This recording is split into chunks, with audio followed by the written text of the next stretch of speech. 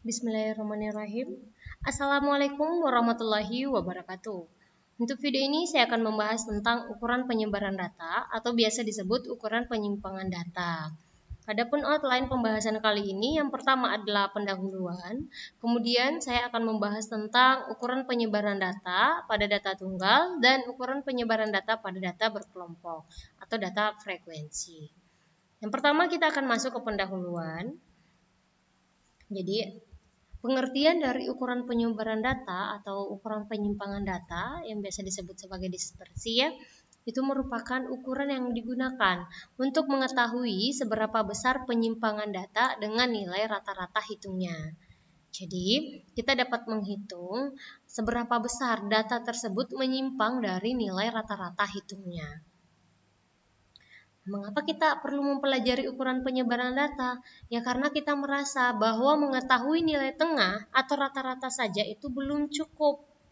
Tanpa mempelajari seberapa besar data tersebut menyebar pada nilai tengahnya. Dan diharapkan kita tidak menarik kesimpulan yang salah. Jadi ketika kita telah mempelajari ukuran penyebaran data, ya diharapkan kita tidak menarik kesimpulan yang salah. Jadi kita dapat menarik kesimpulan yang tepat. Jadi ilustrasi nilai rata-rata seperti ini ya. Misalkan di sini nilai kelas A dan nilai kelas B, sebaran datanya seperti ini. Namun ketika kita menghitung nilai rata-ratanya ternyata nilai rata-rata kelas A dan B itu adalah sama. Sama-sama nilainya 5. Ya. Ketika kita melihat seperti ini, kita dapat menyimpulkan bahwa nilai kelas A dan nilai kelas B sama-sama nilainya buruk. Sama-sama nilainya 5. Namun ketika kita memperhatikan sebaran datanya, ternyata nilai kelas A itu ada loh yang mendapatkan nilai 10. Kenapa rata-ratanya sama? Karena ternyata ada juga yang mendapatkan nilai 2. Ya, ada data pencilan di sini, ada yang mendapatkan nilai 2. Jadi dalam kelas A itu walaupun ada yang mendapatkan nilai 10, tapi ada juga yang mendapatkan nilai 2. Oleh karena itu rata-ratanya menjadi 5. Sedangkan di kelas B, nilai tertingginya adalah 7 dan nilai terendahnya itu adalah 4. Ya. Dapat dilihat bahwa kelas A itu ternyata tidak semuanya buruk. Dan kelas B itu ya di sini dapat dilihat bahwa tidak ada yang mendapatkan nilai 10 ataupun nilai 9 ataupun nilai 8, yang tinggi itu hanya nilai 7. Jadi sebenarnya ketika kita melihat dari nilai rata-ratanya itu ya belum cukup untuk menyimpulkan suatu data.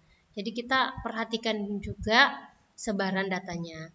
Untuk menghitung ukuran penyebaran data itu menggunakan 3, yaitu jarak, deviasi rata-rata, dan varians dan standar deviasi.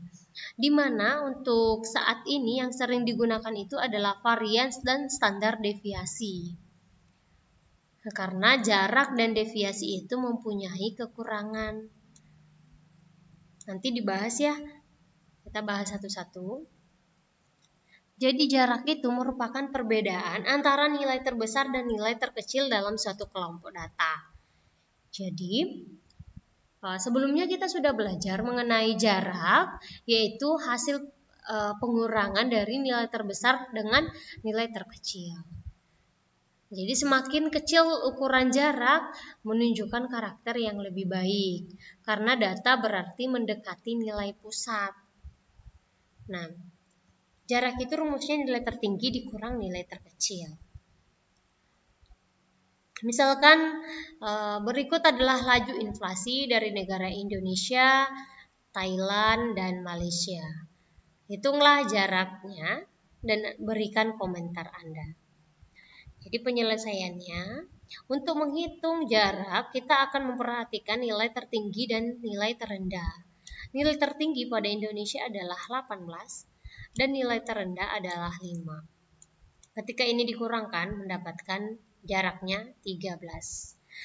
Thailand dapat dilihat jaraknya adalah 5 dan Malaysia jaraknya 3. Dari sini kita dapat lihat bahwa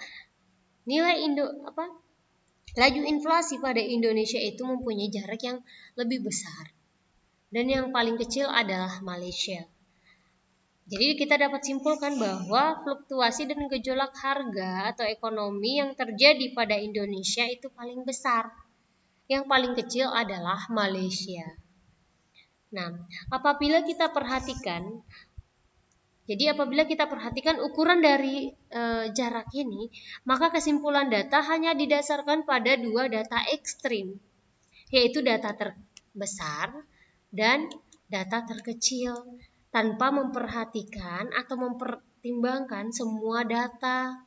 Oleh karena itu, dikembangkan menjadi ukuran deviasi rata-rata. Karena ukuran deviasi rata-rata ini mempertimbangkan semua data. Jadi deviasi rata-rata ini merupakan rata-rata hitung dari nilai mutlak deviasi antara nilai data pengamatan dengan rata-rata hitungnya. Jadi ini dimutlakkan. Kenapa ini tanda mutlak? Karena ketika kita menghasilkan X nilai data ini dikurang dengan nilai rata-ratanya itu adalah minus. Oleh karena itu kita sulit untuk memberikan sebuah interpretasi atau kesimpulan jika ada nilai ukuran penyebaran datanya minus. Oleh karena itu ditanda mutlak, di mana tanda mutlak itu adalah nilainya positif. Ya, rumusnya seperti ini. Sigma jadi penjumlahan dari nilai setiap data pengamatan dikurang dengan nilai rata-rata hitung dari seluruh pengamatan dibagi dengan jumlah data. Contoh soalnya seperti ini. Hitunglah deviasi rata-rata dan berikan pertumbuhan ekonomi Indonesia. Jadi pertumbuhan ekonomi Indonesia di sini dalam persen. Dapat dilihat datanya seperti ini. Kita akan menghitung deviasi rata-ratanya. Langkah-langkahnya, yang pertama kita menghitung dulu nilai rata-rata dari data tersebut. Kemudian mengurang nilai setiap data dengan rata-ratanya. Kemudian membuat nilai mutlak setiap deviasi. Kemudian menjumlahkan nilai mutlak dan membaginya dengan jumlah data. Jadi di sini penyelesaiannya ya kita mencari dulu nilai rata-ratanya. Jadi langkah pertama itu kita akan mencari nilai rata-ratanya dulu. Di mana rata-rata itu adalah jumlah dari data dibagi dengan banyaknya data. Jumlah nilai data ini di sini sigma X, jadi penjumlahannya adalah 19,6. Dibagi banyaknya data adalah 5. Jadi 19,6 dibagi 5 itu adalah 1,24. Jadi nilai rata-rata hitungnya adalah 1,24. Kemudian di sini X kurang mu, di mana X itu adalah nilai data, nilai pada data. Jadi nilai data 1,74 untuk tahun 2002 ya, dikurang dengan 1,24 menghasilkan 0,5.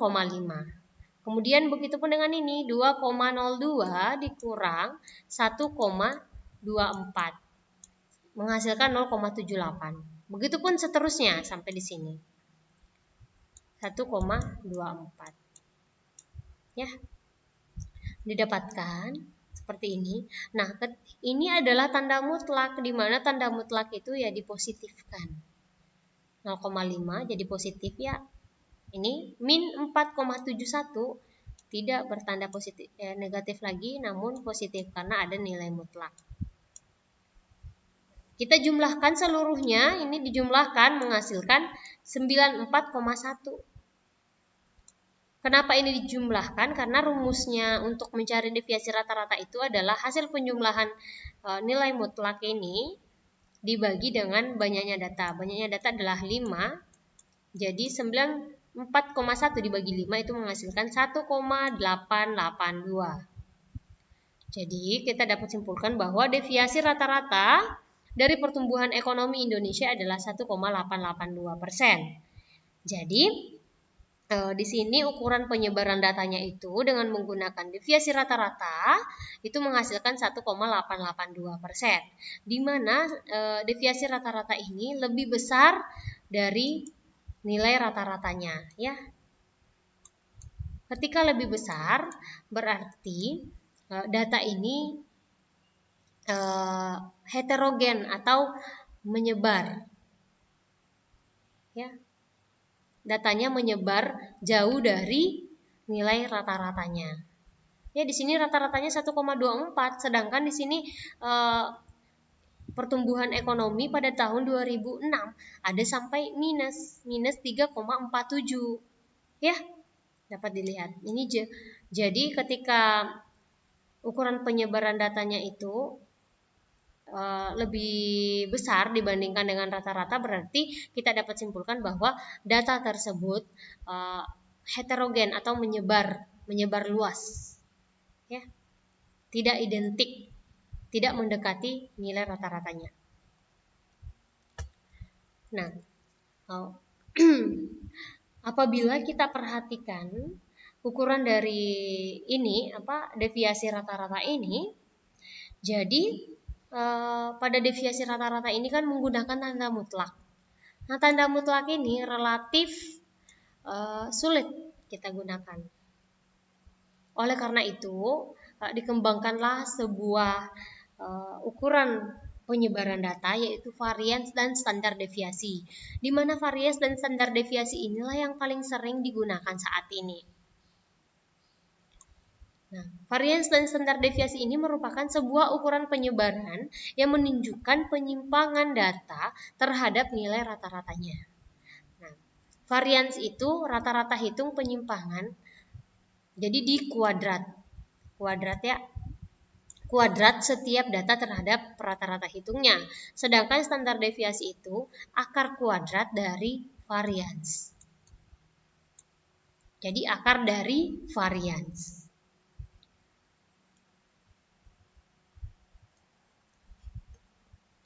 Nah, rumus untuk perhitungan varians dan standar deviasi ini dapat dilihat. Varians untuk populasi di sini adalah nih ya, sigma pangkat 2 sama dengan sigma X kurang mu di pangkat 2 dibagi N. Jadi simbolnya untuk varians adalah ini ya. Ini adalah untuk populasi dan sampel itu adalah S kuadrat. Perbedaannya apa? Populasi dengan sampel. Populasi itu yang menggunakan jumlah seluruh pengamatan populasi, sedangkan ini jumlah seluruh pengamatan pada sampel dikurang 1. N-nya dikurang 1. Mengapa dikurang 1? Ya karena di sini belajar tentang degree of freedom atau biasa disebut derajat bebas. Jadi N kurang 1. Nah, standar deviasi itu adalah akar dari varians. Jadi ini diakarkan. Ya. Rumusnya yang dalam sini sama tapi ini diakar. Untuk sampel, begitupun dengan sampel dapat dilihat ya dengan jelas di sini perbedaannya. Baik, kita masuk contoh soal. Contoh soal ini menggunakan data sebelumnya ya. Pada tahun 2002 sampai 2006. Di sini tadi laju pertumbuhan ekonominya seperti ini. X kurang mu tadi sudah dicari sebelumnya ya, 1,74 dikurang rata-ratanya 1,24. Mendapatkan 0,5. Tapi di sini tidak ada tanda mutlak lagi. Namun untuk menghindari nilai negatif pada ukuran penyebaran data, oleh karena itu pada varians itu di pangkat 2. Karena tadi tanda mutlak itu relatif sulit digunakan, jadi kita menggunakan pangkat 2. Jadi ketika di pangkat 2 itu kan nanti hasilnya akan positif, di mana di sini minus kali minus itu akan menghasilkan positif. Ya. Jadi di sini kita cari di pangkat 2. Ini ya. Di pangkat 2 menghasilkan 0,5 pangkat 2 itu 0,25. kemudian juga di pangkat 2 menghasilkan 0,61 dan seterusnya. Kemudian ini dijumlahkan mendapatkan 28,94. Di mana rumus dari varians itu adalah ini ya. Sebelumnya sudah diketahui ini rumusnya. Untuk varians populasi ya, di sini menggunakan contoh varians populasi. Jadi di sini 28,94 dibagi dengan banyaknya data. Data itu ada 5. Menghasilkan 5,788. Jadi varians dari pertumbuhan ekonomi Indonesia itu adalah 5,788%. Nah, dapat dilihat bahwa varians itu mempunyai nilai yang tinggi karena sudah di pangkat 2.